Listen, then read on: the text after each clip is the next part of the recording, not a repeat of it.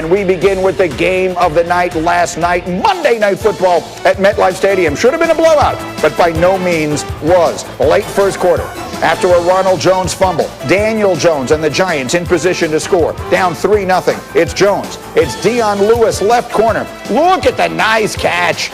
Lewis stretching out, making the grab, and the Giants take a 7-3 lead. Just under 6 to play in the first half now. Same score. Bucs a 3rd and 10. Tom Brady is back to throw. But Leonard Williams has other ideas. Rough first half for Brady. Buccaneers wouldn't score a touchdown. Giants up 14-6 at the break. Early third now. Same score. Jones back to throw. Turnovers have been the problem. I'll call that foreshadowing. He's moving, he's looking, he's throwing, and he's picked by Carlton Davis. And to make matters worse, look at the top of your screen. Look how wide open Darius Slayton was. He misses a potential touchdown. Instead, his 9th straight game with a turnover. Later in the third, Brady in the red zone. Brady looking for his favorite target. There's Gronk. Old, reliable, good. 15-14 Bucs. They go for the 2. They don't get it. So 15-14 is the score. Ensuing Giant possession. They're at the 45. It's Jones. It's Evan Engram. That's a 30-yard gain. Giants settle for a field goal. They're up 17-15 going to the 4th. Early fourth quarter. Same score. Daniel Jones. Don't do it. Don't do it.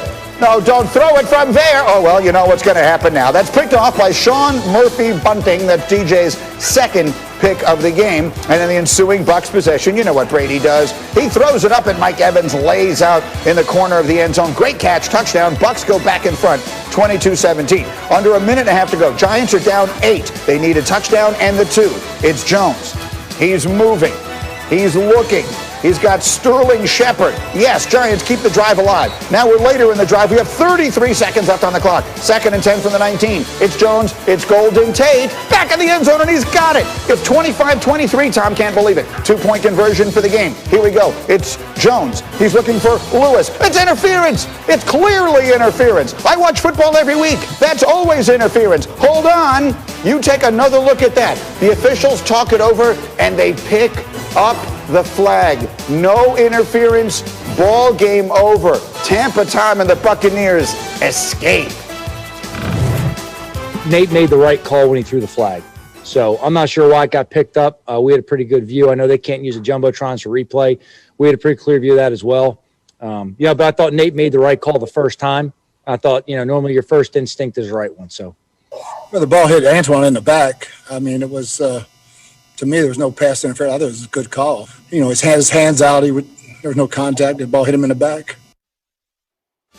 So, head referee Brad Rogers said this: the communication between the side judge and the down judge was that the defender contacted the receiver simultaneously as the ball came in. And in order to have defensive pass interference, it has to be clearly early and hinder the receiver's ability to make the catch. Let me bring the crowd in here again. Swagoo, Jeff Saturday, and Greg McElroy. Swagoo, what'd you think of the call? I thought it was the right call to pick the flag up. Listen, that's defense. You meet the ball at the point of contact. Like, that's taught. And a couple of times when I've dropped at LSU in the coverage, that was what was told to me. Try to meet the ball at the point. And Antoine Winfield did it. And then when you look at this, G, it's a whole lot. I'm going to let everybody else go. But this ball should have been out of Daniel Jones' hands a second and a half before he actually threw the ball, and we wouldn't even got to this point. Okay, Greg, why are you making that face? I would have thanked God if I saw Spears in the flat. Like, that would have been just a sign from heaven to take advantage of that matchup.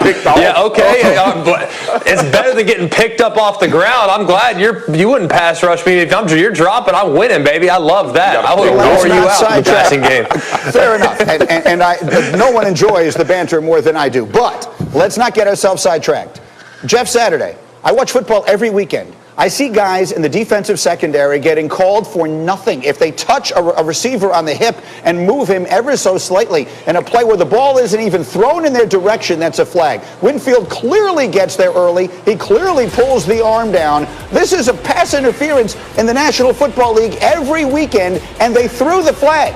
So they had to actually go back, look at it, and decide, or discuss it, and decide, you know what, upon further review, I know they didn't review it, but upon further discussion, they made the decision to overturn the original decision that one official had made. Someone help me with this, Jeff. How is that not interference?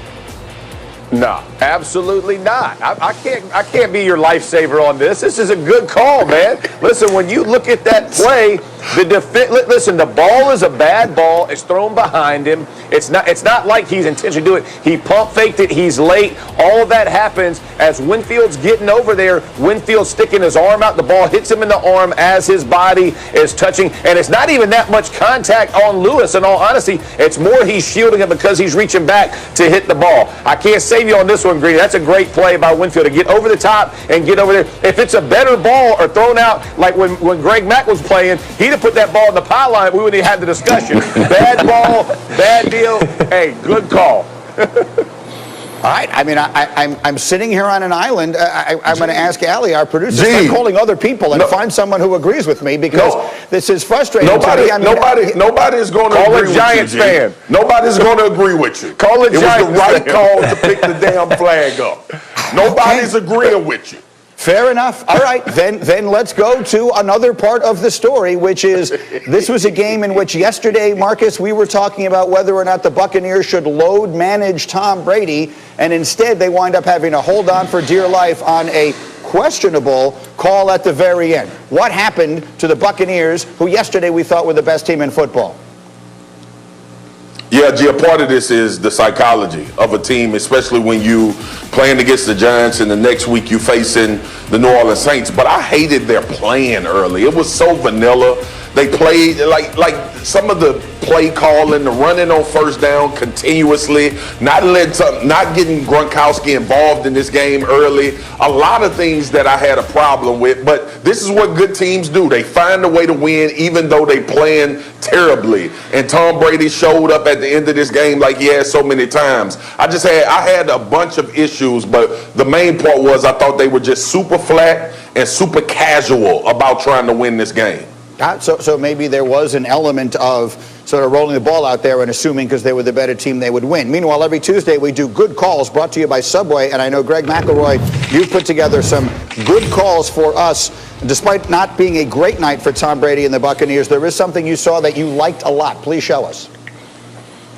Yeah, I agree with Spears. It was a vanilla plan, but they planted the seeds of what's going to be a really good package for them in the future. And it's basically an offensive lineman in there at tight end for extra protection. This is called Big 12 or Jumbo 12 personnel. One back, two tight ends. One of the tight ends is an offensive lineman. Here's Fournette. Look at the double team on the backside. I mean, really nicely done.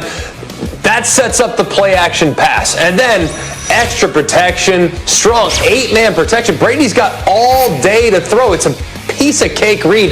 The rotation is moving from left to right. You throw away from rotation, easy big completion. Same situation right here. Big personnel and Big 12 personnel. You bring that short motion, heavy play action. Look at the pocket. I mean, you can't get home. This is how you make a 43-year-old quarterback comfortable. And if you look at their play action passing attack, Tom Brady was 10 of 11 when turning his back to the defense and going play action with 2 touchdowns. He was 7 for 7 on those such throws in the second half. So they planted the seeds of what this offense is going to become as they continue to marry up the run game with the passing game. All right, good look and good calls there by Subway. And again, not an artistic masterpiece, but at the end of the day, the Buccaneers are 6-2 as we head into this big day.